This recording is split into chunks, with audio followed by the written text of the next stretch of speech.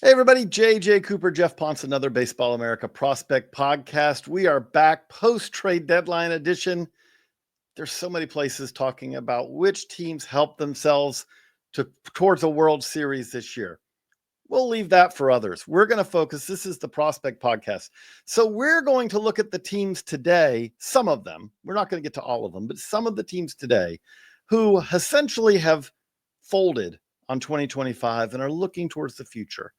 And we want to kind of look at it and say, well, how are they shaping up? You know, are teams a year away? Are they many years away? And we're going to look at some of those. We're going to dive right into it. Great to see you, Geoff.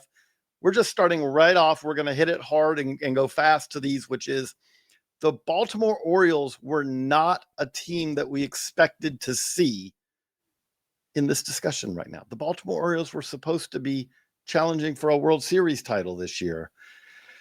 It didn't happen. You know, Grayson Rodriguez, we just got the news that he's having surgery to remove bone chips. He is going to not pitch, basically, effectively not pitch. I think he got on a mound, but not pitching games that count, that matter for Baltimore in 2025. Kyle Bradish is working back from injury. And, you know, we knew that coming into the season, but he's not back yet. And we are in August. He's close, though. He's close. He has been making rehab starts at full season levels. I think AA on Sunday. Got rocked to AA. Got rocked, but it's a rehab stat. But he pitched.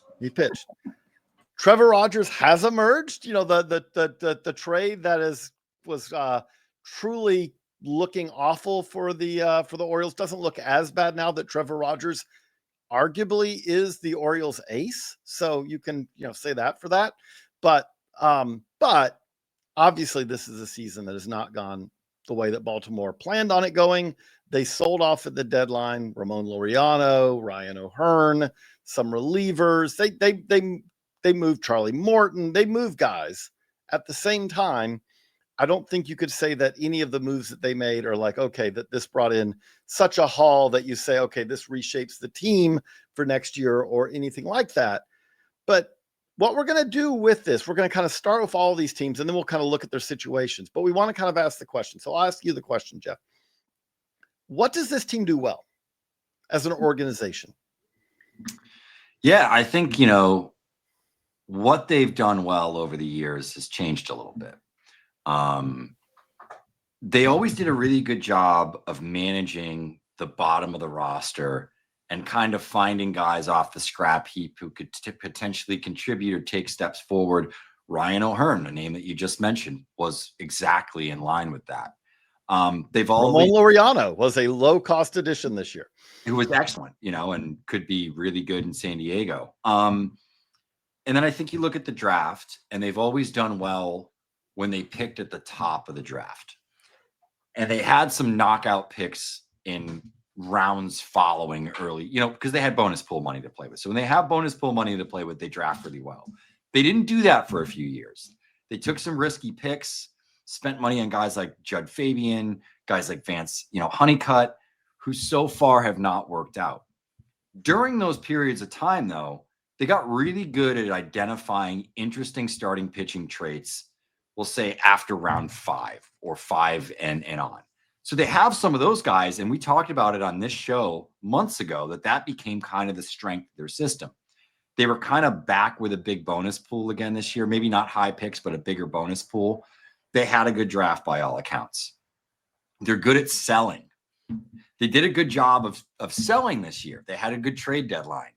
What they haven't done well, in my opinion, is take the step forward and acquire major league pieces that supplement that really strong core that you've built.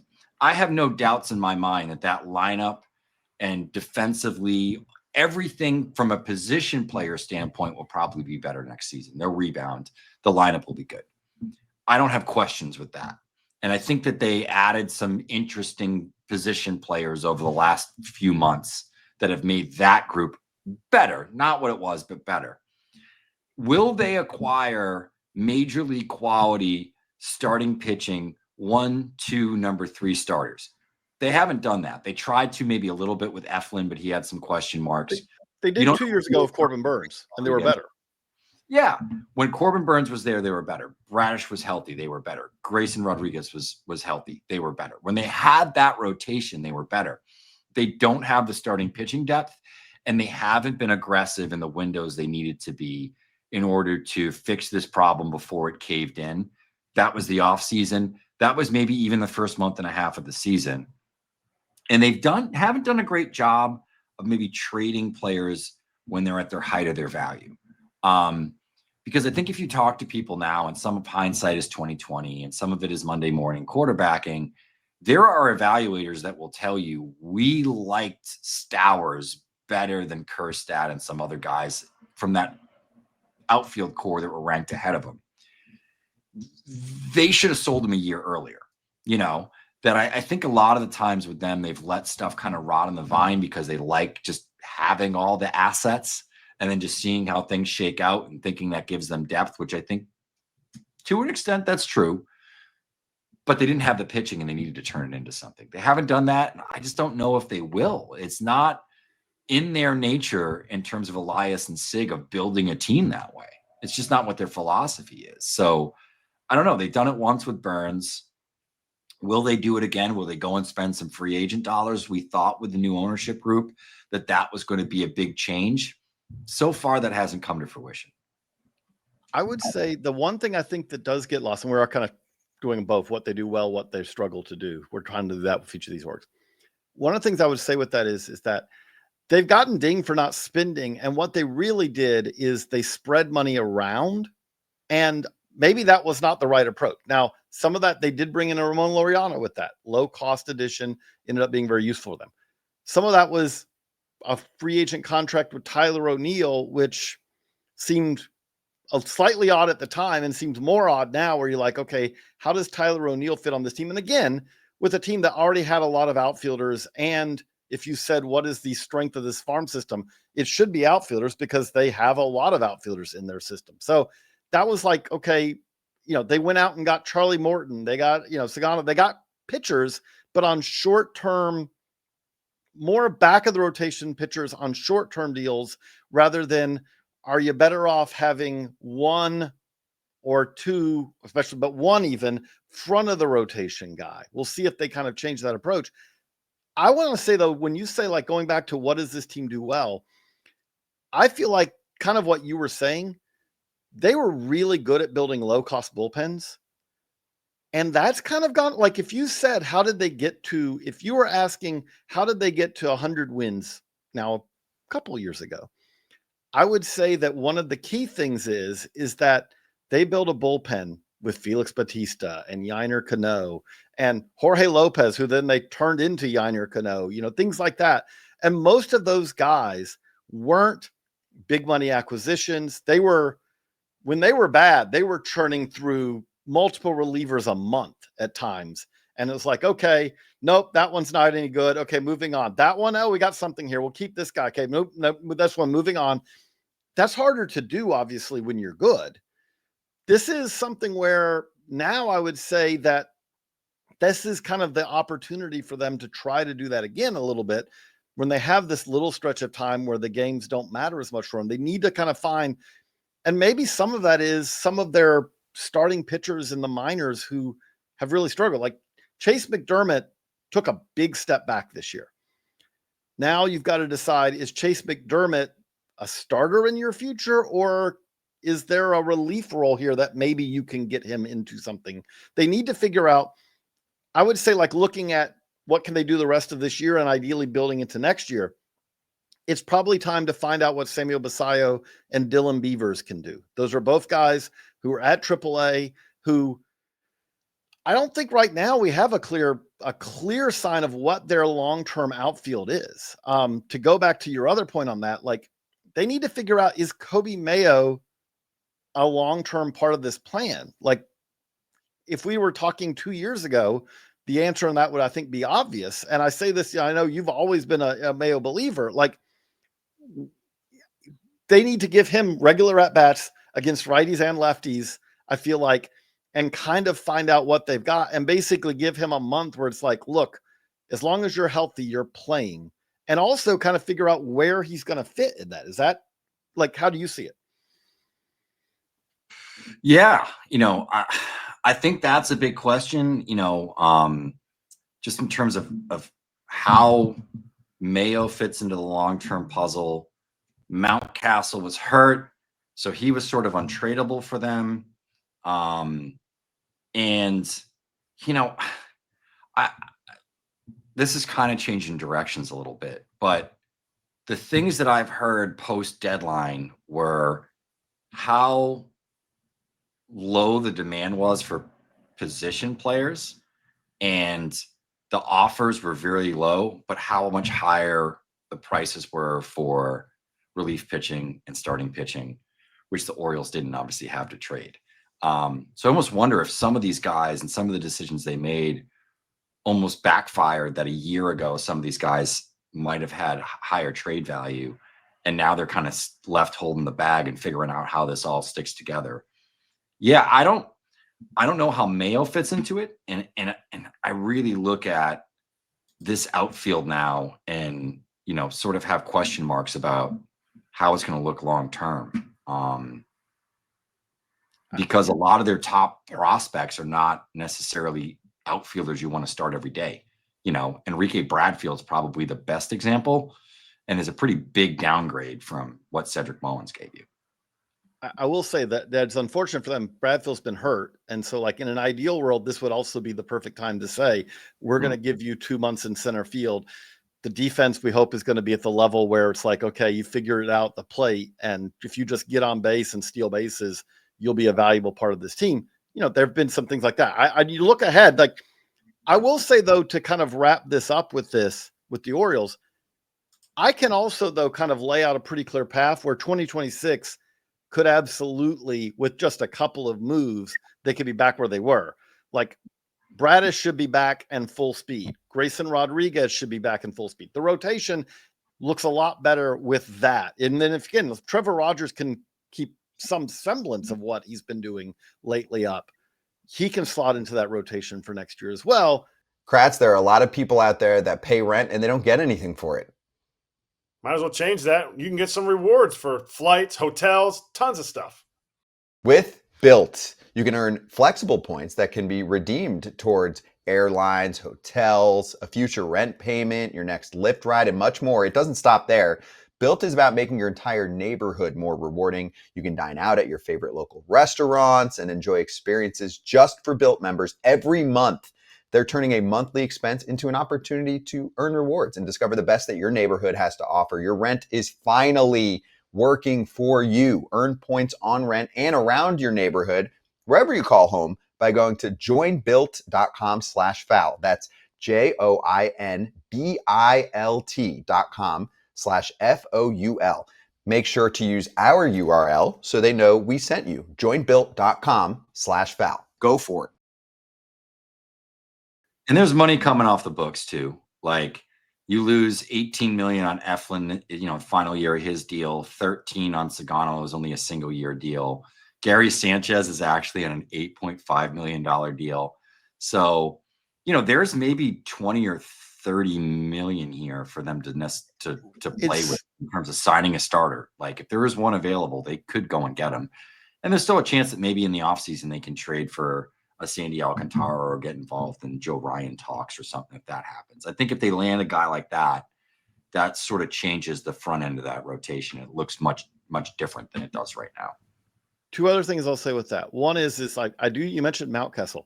Mountcastle is an interesting decision this offseason. Is he a non-tender candidate? Like, he's going to be, because of just where he is in the arbitration process, he should be reasonably expensive. And this is where the Mayo questions and the Basayo questions and things like these all kind of fit in, where it's like, are you counting on enough production there to be worth what it's going to cost?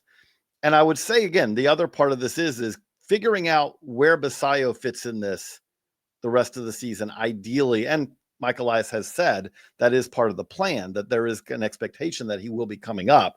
We've talked about how you can come up later this month and retain rookie eligibility. And that is actually 100% something. You would be stupid not to do that with the PPI picks and all. You want to bring Samuel Basayo up at a point where he still qualifies to earn you something the Orioles know something about already. They've already won these where you earn a draft pick because you can win Rookie of the Year or down the road finish an MVP voting or something like that. So this is a definite step back year, and it definitely kind of leads to some questions. I do think the other thing that we just kind of go back to is okay, are they going to rebuild? Are they going to regain that bullpen building magic that they've had? So we'll see. We're moving on. That's one team down. So we're going to see. We're going to do 2, 3, or 4 teams, depending on how long this takes on this one. If not, we have more teams to kind of cover on this. I think if y'all like this, we might be able to do this another week as well. We're going to do our next team right after this quick break. And we're back. And so let's move on to another team that thought they were going to be in it this year. And they're not. The Minnesota Twins. I would say that of all the teams at the deadline that sold, no one may have sold more than the Twins did. Carlos Correa is an Astro. The bullpen, and I do mean the bullpen. I mean, Juan Duran is one of the best closers in the game. Griffin Jacks, who was the logical replacement for Duran as closer and kind of was their number 2, like they were kind of their moment of truth relievers, traded. Brock Stewart, traded. Luis Farland, traded. Like that's 4 key parts of a bullpen. They also, they brought in all kinds of different types of players too. James Outman, who is the epitome of the post-hype former prospect, had a really good year a couple of years ago for the Dodgers. And then it's the Dodgers. So like, no, I'm sorry, Andy Pajes is better than you. Back to AAA you go. James Outman has been freed. You could talk for a long time about the Blue Jays they brought in and Alan Roden and Kendry Rojas. They brought in one of the 2 top 100 prospects who was traded in Eduardo Tait, and another one who, as we keep saying, was just on the fringe of the top 100 in Mick Abel, also came back from the Phillies in that Duran trade. You look at it all, and this is at least a reset, if not a full rebuild. So before we kind of look at what they got, what their structure of all this is, let's start with this again, which is the question of what does this team do well? Well, I think that they've honestly, after a few years of like 2020 was maybe a bit of a breaking point for them in the draft, because it's felt like their approach has been very different since. You mentioned lay out for that. Like there was a reason to be at that breaking point. Yeah. Keone Cavaco, Aaron Sabato, they had some first round picks that, Keone Cavaco, who's been released, never hit. Pitching. Yes, but he never hit. Like from day one. And then Aaron Sabato, who was supposed to be, who's having a better year this year to his credit, but who was supposed to be a fast moving college bat only, like you're not getting a lot of positional value. He's drawn walks, but not hit for a whole lot of power. He's been left unprotected in the Rule 5 draft. That one did not work either. Sorry, yeah. I interject. So continue. Yeah. So you had, some all-time kind of bad picks there, frankly. Even with Sabato on the back end of that first round, you look at the players that went in that 2020 draft after him. It's pretty remarkable. But I think since then, they've done a really good job of identifying players sort of in the later rounds, especially when it comes to pitching. Cade Povich, who's now with the Orioles, was one of theirs. If you remember, Christian Encarnacion Strand was drafted in that 2021 draft. A pretty good player as well. Brandon Birdsell, who didn't sign, but was an interesting player. They also landed David Festa, who started games for them at the big leagues and has been pretty good. Pearson Old also was in that draft.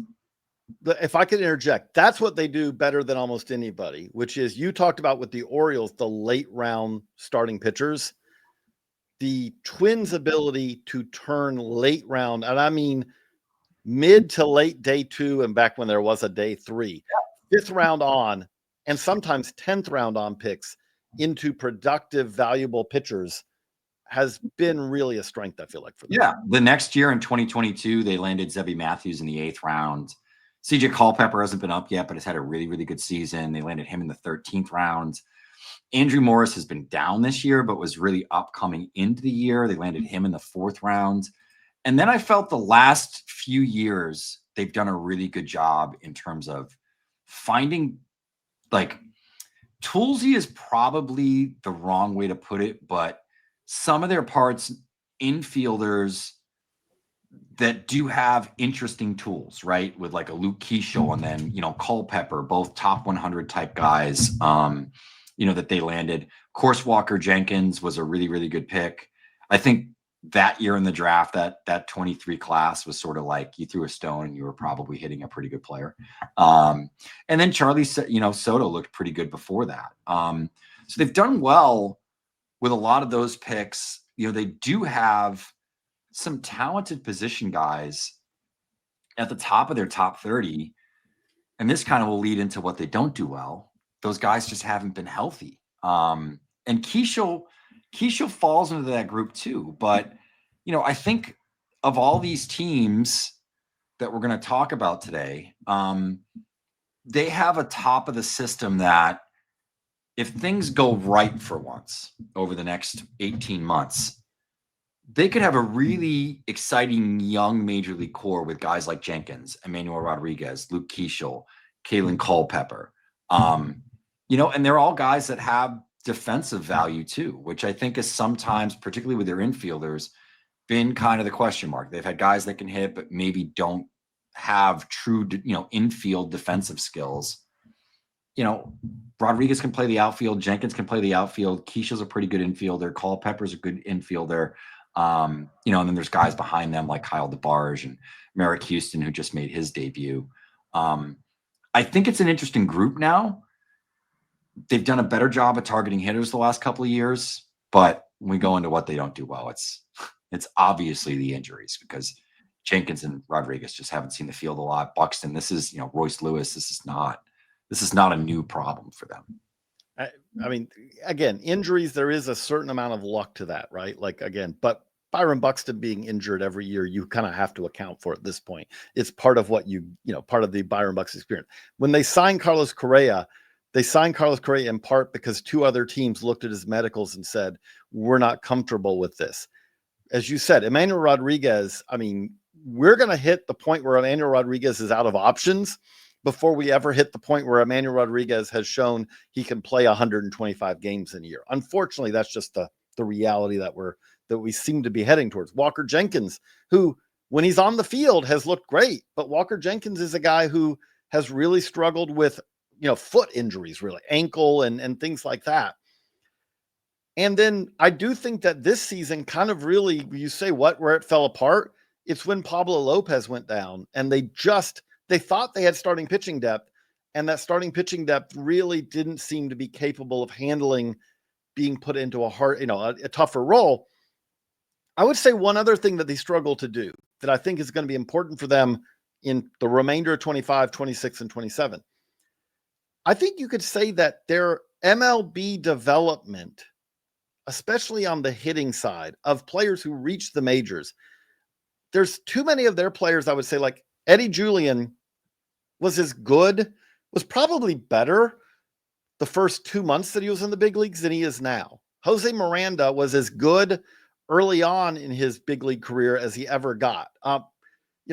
Trevor Larnach seems like he's kind of been at this same level. You could maybe use injuries again in his example, but like they've had a lot of guys. Royce Lewis, I know he's had injuries, but Royce Lewis has not really taken a step forward, which they kind of needed him to do.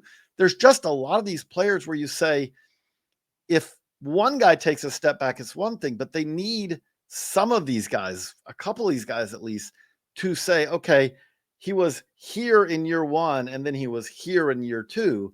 And it's been more like he was here in year 1 and you're trying to hang on to that in year 2, where sometimes it's like he's here in year, and Jose Miranda and Eddie Julian being cases of guys who's like, nope, they're back in the minors now because they're not playable anymore.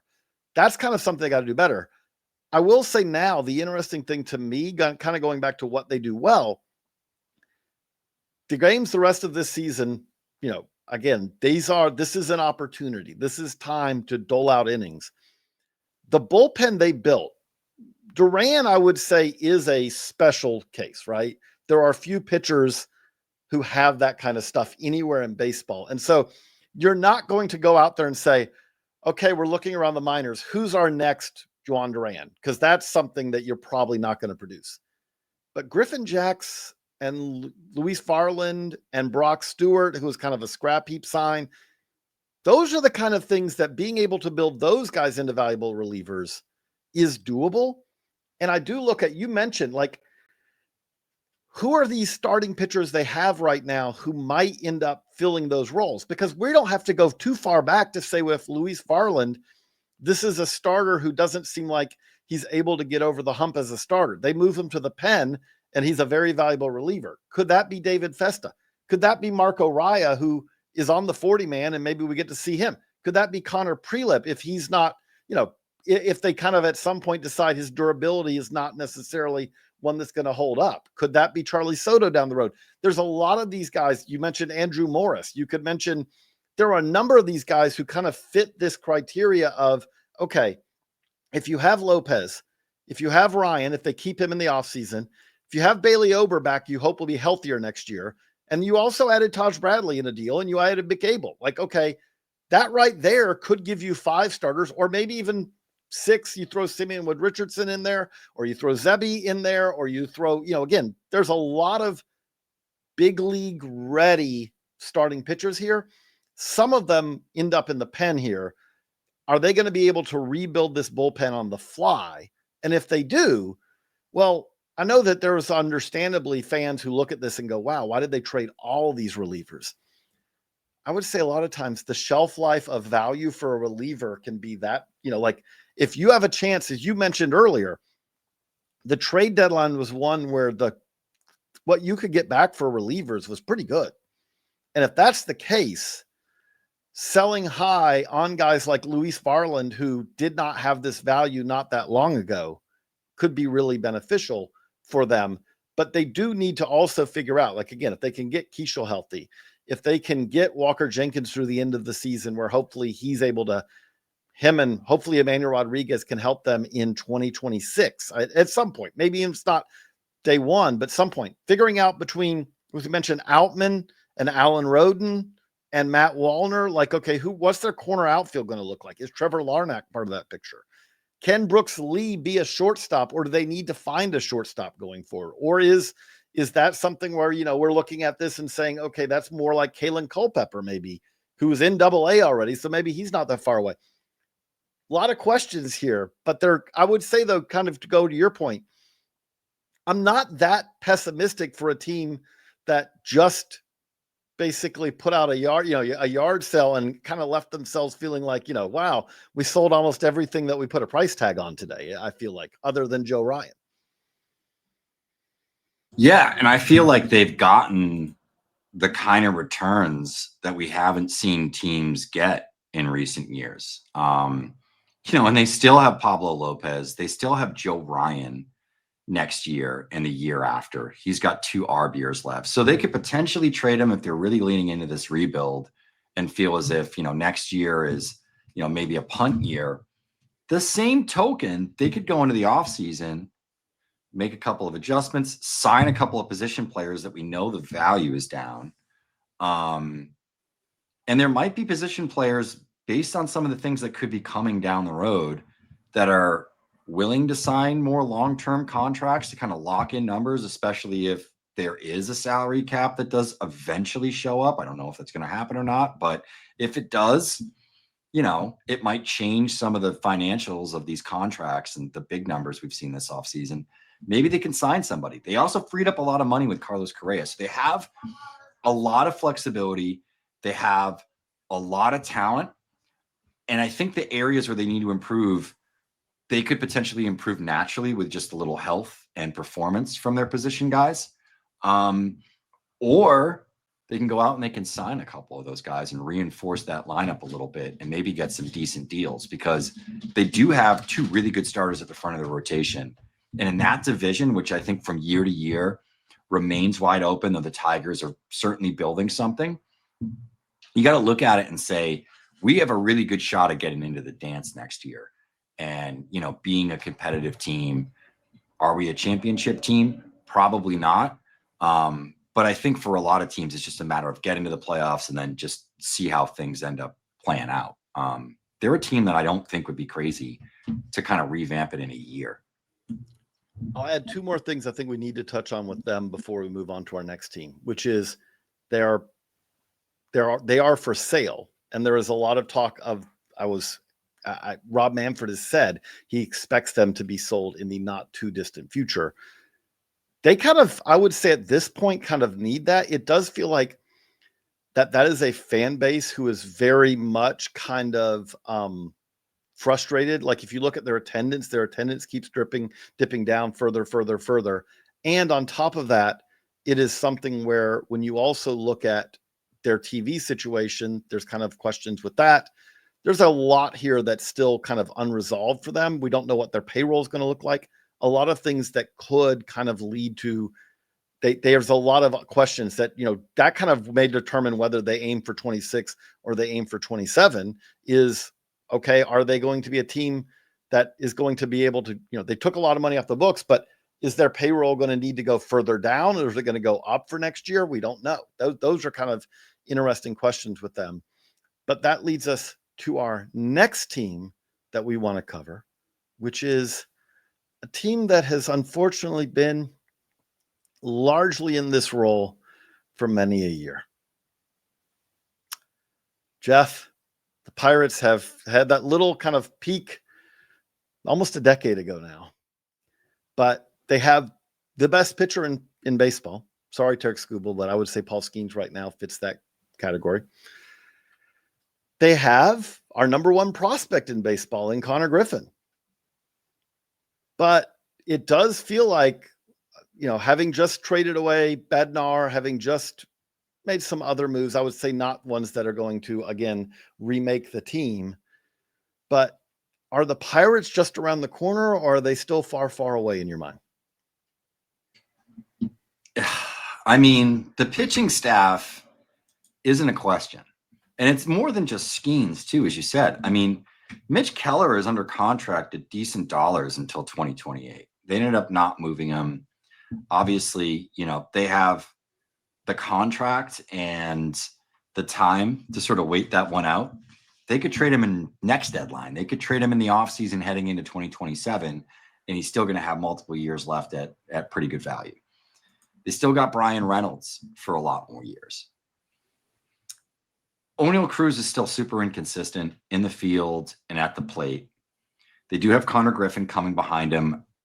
I think with this organization, it's not crazy to think that Griffin debuts pretty early next year. That I think that there's a chance that he's no longer the number one prospect at the trade deadline next year because he's gotten enough at bats to graduate. I don't think that's crazy to assume, frankly. They should have Bubba Chandler in this rotation next year. Jones won't be back until later next year. They do have some decent sort of, arm depth still. I think Thomas Harrington can be a number 5 starter and probably be fine. And then it's another, a fact of maybe finding one more arm, whether it's Hunter Barco or whoever that fills out that rotation. They have a rotation. I think they can build a bullpen if they're smart. They have some interesting arms in that pen still, even after making some trades. Where does the lineup go, though? Okay, so to just summarize, what does this team do well? Pitching. Yes. What this team does well is pitching. That's what they do well. They do. What does this team struggle to do? No one has struggled more with developing hitting. As you said, like O'Neill Cruz has become kind of the poster child of frustration with the Pirates. But O'Neill Cruz does things well. You can be frustrated by his defense in center and things like that, but he hits. He strikes out too much, but he hits. Everyone else on this team, almost without fail, position player-wise, is a fringy player. I mean, we mentioned even like Brian Reynolds. Brian Reynolds is under contract. Brian Reynolds has had a terrible year. Like, you have worries that, like, okay, They are not a team that can survive Brian Reynolds being a one-WAR player year after year. And he's going to have to work over the last couple of months to be a one-WAR player this year. Like, that's an OBP that you just would not expect to see from Brian Reynolds. Like, when we look at it, you said like Connor Griffin. I think we also should mention that Florentino has been a wonderful. Edward Florentino has been a wonderful development story. Yeah. But how do they get to a representative lineup that could work with this pitching staff? I don't know if there's an answer there unless they go out and spend money or trade away from some of their strength, whether that's Keller, maybe even O'Neal Cruz if you got the right deal. Like they sort of need to spread it out because there's not a lot of depth. Florentino's in low A. He looks like a great story. He's probably at best 2 years away. Griffin, like I said, I think there's a chance you see Griffin next year. But then it's still a 1 or 2 man team,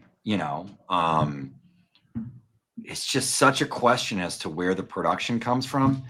And they haven't been aggressive in that mid-tier of free agency. Like, I don't expect them to go out and sign Ryan O'Hearn to a 3-year contract at decent money. I don't expect them to go and sign a Tyler O'Neill. Those are the kind of deals that if you're a Pirates fan, you're almost begging them to make. Like, go and get some Major League 50s and fill the lineup with a bunch of Major League regulars. You don't need to have stars. And then you hope some of their work ethics, some of their experience, maybe that rubs off on O'Neal Cruz. Maybe Reynolds bounces back. But they need to go out there and they need to sign 4 or 5 regulars. And it can't be going and getting Rowdy Tellez and those sort of players. I think Spencer Horwitz is an interesting player. I know the organization likes him a lot. The Blue Jays liked him a lot. Probably could be a decent piece for you, but you need 4 or 5 other bats. I mean, they need guys that can hit 20 home runs and hit 250, 260 with, a 340 on base percentage. You just don't have that.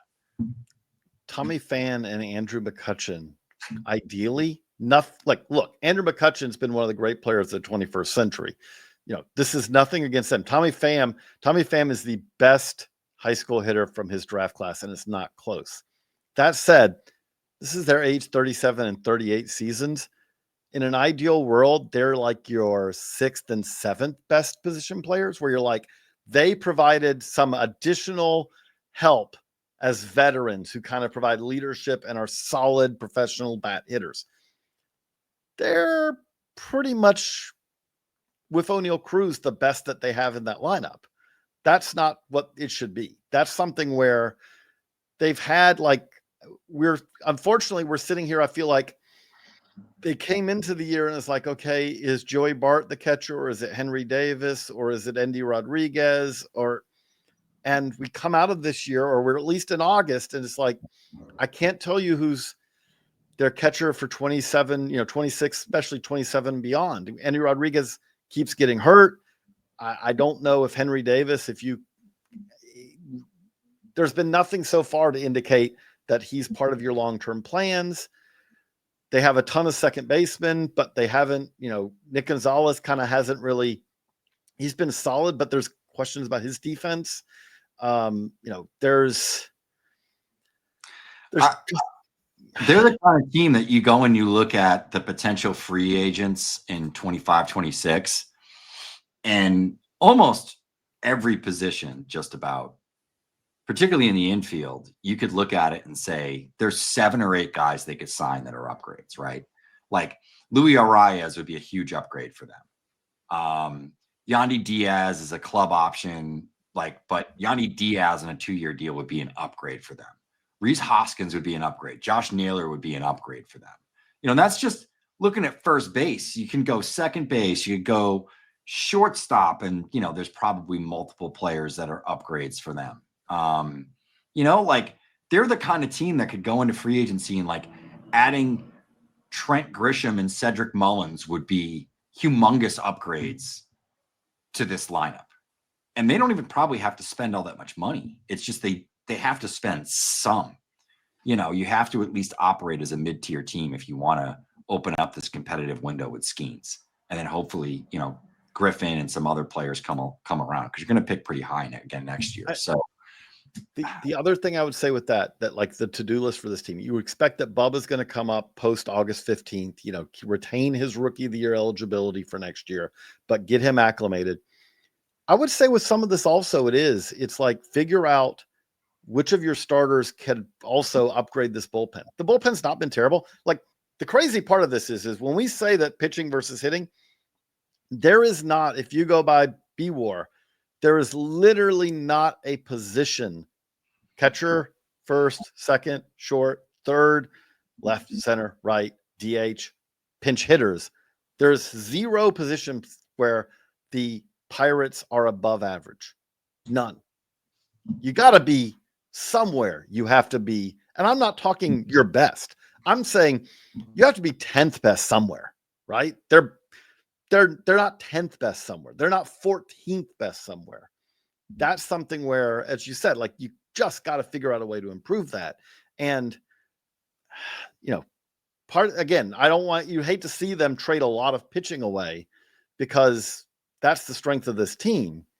But that said, like you, at some point you have to balance this a little bit because again, it does get old seeing Paul Skeens, leave the game having, after 6 strong innings and he's losing 1-0 and he loses 1-0 when it's all said and done, or he loses 2-1, or or he gets a no decision because he didn't give up any runs, but the Pirates didn't score any, which all those things seem to happen.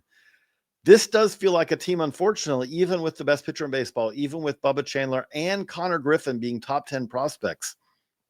This is one that feels like it's just unlikely that 2026 is going to be a turnaround year. Am I too harsh there, or is that realistic?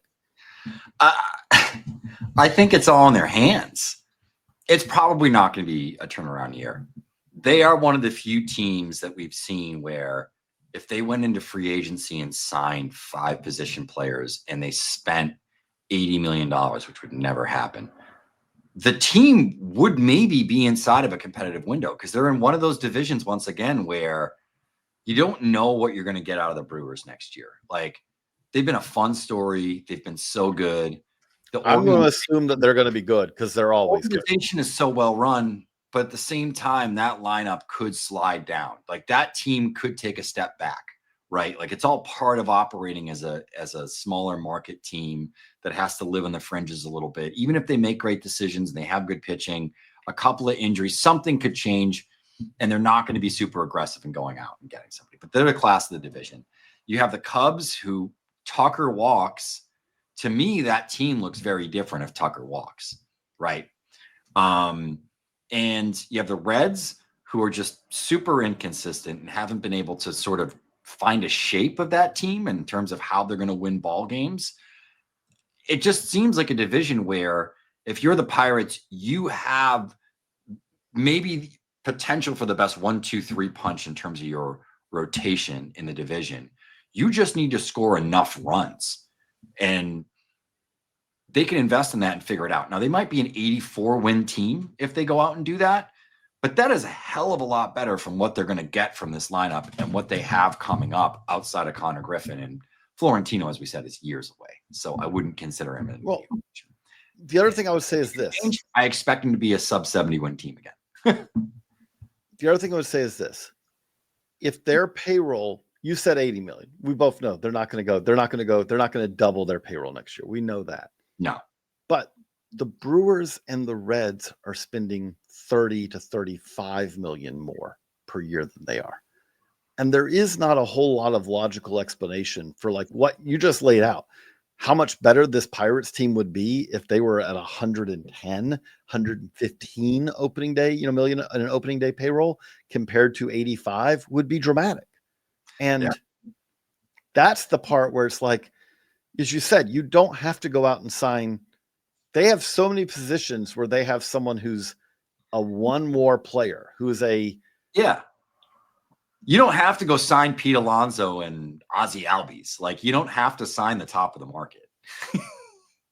But when you say that, though, like, Pete Alonso's an interesting one because Pete Alonso was hanging out there waiting for a contract for a lot. And maybe it was just not possible. But to say, if they'd have said, we're going to give you, Pete, we're going to give you 1 year, 30 million, and we won't give you a qualifying offer next year or something like that, that would have made a massive difference to their lineup. And I think that's what it is a couple of big bats change the way that lineup looks, you know. And it could even be somebody like, I don't know, like probably a bad example now, but like a Lourdes Gurriel type of like, production, a guy that can hit 260 with 20 pumps. Like that would make a big difference for the Pirates, playing every day. Again, maybe he had no interest, but because he just ended up, but Teoscar Hernandez, has been available as a free agent. And for most teams, Teoscar Hernandez comes in and he's an additional useful player for you. For the Pirates, if Teoscar Hernandez signs the Pirates, he's immediately their best position player. Yeah, exactly. So, well, we got to three. We if you enjoyed this, leave a comment about another team you want us to cover. We know we really want to cover the Cleveland Guardians. We probably should cover the A's as well. So we got a couple more of these at the minimum that we want to do. But as we always do before we wrap up, we also like to do our prospect soapboxes, which is, as we always say, we're going to talk about a prospect, but it's always got to be a prospect who's not a top 100 prospect. It's got to be someone who's a little bit more obscure than that. So, Geoff, you get the pole position this week. Who is your prospect soapbox? So this guy's going to move up big time in the next Jays update, and that's Victor Arias. He was a player I really liked in spring training, came away impressed from the eye test, and then we got some data early in May, and the numbers popped. The EVs were significantly higher than I had anticipated, like, top 2 percentile type of 90th percentile EVs. Hits a lot of balls in the ground. He's a pretty good athlete. The swing decisions took a big step forward this year, and subsequently all of the performances jumped up. Was assigned to high A Vancouver out of camp. He hit really well there. He's now in double A New Hampshire. He's hitting there. Opposing scouts see him as, I got a Jose Siri comp on him today. He's not as big as Siri. He's a smaller guy, but from the sense of like these loud tools that sometimes come together for spurts in time and sometimes, can be a little wild. I don't think the makeup is quite like Siri's, who had some off the field stuff when he was in the minors. It's not like that, but just from the sense of like, can play center field, is explosive, has some power, has some speed. The field to hit is probably better than Siri's is. He's a top 10 guy. There's some people that think that he's an everyday regular in the organization and outside the organization. Didn't come up a ton in trade talks for whatever reason. And I almost feel like that was because of what this market was like. Just based on the tools, you would think that models would probably like him quite a bit. Younger, age for level stuff pops. The underlying StatCast stuff really pops. Good swing decisions that have really improved year over year. That was kind of the big knock on him a year ago. The bat to ball was there. The angles aren't great, but I think he's a good enough athlete that might be the kind of thing that you can adjust. And just doing some post-deadline calls, that was something that a few teams really thought about with Sammy Stafura. Though the production hasn't been good, really good athlete, and they felt as if he's a guy that once they got him into their hitting development could make some adjustments and swing changes and maybe find a better swing. So I think Arias is a guy to keep an eye on, not a top 100 prospect, but a guy that's going to sit, I think, 8 in a pretty decent Blue Jays system still, even after the trades. He's a big green arrow up guy for me, kind of heading into the offseason. And I think is an interesting player. Good chance he goes to AFL. And I think with the EVs and all the stuff that he does well, the profile could really take a big step forward in the next six months. I'm just going to say one thing about Stafura. I do think he's been more productive than people think. Like the FSL really does kind of hide power and things like that. You look at him and it's a sub 400 slugging and you're like, okay, or right around 400 for most of the year. And you're like, okay, but in the FSL is pretty good. The problem for him is, and again, this is something where this is a Reds decision. Like they've moved their guys very slowly, especially their cold weather. They're kind of non-hotbed shortstops. Tyson Lewis spent the whole year in the complex, ACL, the whole season so far until recently. Sammy Stafura back in the FSL after last year. They've moved these guys slowly, which I don't think has done a whole lot of favors from a prospect value standpoint. But like, again, I know I'm a Stafura defender, but I do look at Stafura and say that I do think there's something here.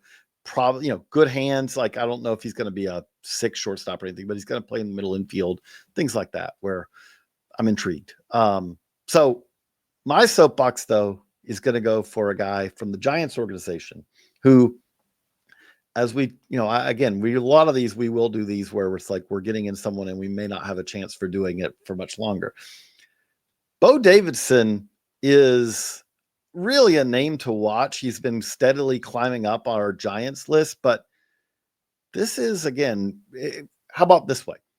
Among full season Giants prospects, because I know we have, Josh Suarez in the DSL, Joshua Gonzalez. We have Johnny Level, who was in the ACL all year. We have Bryce Eldridge. I'm including Bryce Eldridge here. But if you said, who's the most intriguing full season position prospect in the Giants system, you could argue, look at Bo. And again, Eldridge is a better prospect. If you look at our rankings, clearly Bryce Eldridge is a better prospect. But that said, Bo Davidson does a lot of things well. If you give the first base profile is a tough one. Bryce Eldridge is going to have to utterly mash. Bo Davidson could be a guy who provides defensive value in the outfield, center field, who can run, who can hit for power. It's really been a very eye-opening breakout season for him. If you said, who are among the breakout prospects of 2025, I think you absolutely should put Bo Davidson on the list. And he's one of the greatest stories in binders too, because we are talking, when you say, okay, was he a 2nd round pick? No. 3rd? No. 5th? No. 20th? Nope. Non-drafted free agent. And we mean an honest to goodness non-drafted free agent, not he signed in 2020 as part of, the 5-round draft. We are talking about went undrafted, but a great scouting find out of a junior college, and has really just taken big steps forward this year. A name to absolutely keep an eye on, the Giants outfielder, Bo Davidson. So, Geoff, we got through 3. Maybe we'll do this again next week and get through a couple more, but that was fun to kind of dive into some of the teams that are looking ahead to 2026 and beyond. Is there a team that you feel like really did kind of help set the stage for them for 26 at the deadline, with their sell-off? Or do you think most of all of these are probably looking further down the road? Oh, I think if you had to give that to anybody, it's probably the Twins. And we kind of laid out why, but it's just a direction of what, where the front office goes, because they could lean into being more competitive in 26, or use that as a step back year, acquire more assets, and really look more to 27, 28. They're kind of the interesting one, because the Guardians didn't make a ton of moves, and it wasn't like right now stuff. I think Cal Steven might have been the best buy of the deadline. I think the Orioles sold off some pieces. They're maybe in a better position. We talked about what their question marks are, but I don't think that's just solved internally. It will help when Bradish and some of these other guys are back next year, but they got to seek some help pitching wise outside the organization. I'm just looking at some of the other ones, the A's, etc. Great trade, the biggest name player that we've seen moved in quite a long time, and Leo DeVries. But does that make them better for 26? Probably not. I think if they're good in 26, it's because their young core takes a step forward, and it doesn't have anything to do with this deadline. Well, again, we will be interesting to watch over the remainder of the 25 season, and obviously into 26 and beyond. For Geoff Pontes, I'm JJ Cooper. So long, everybody.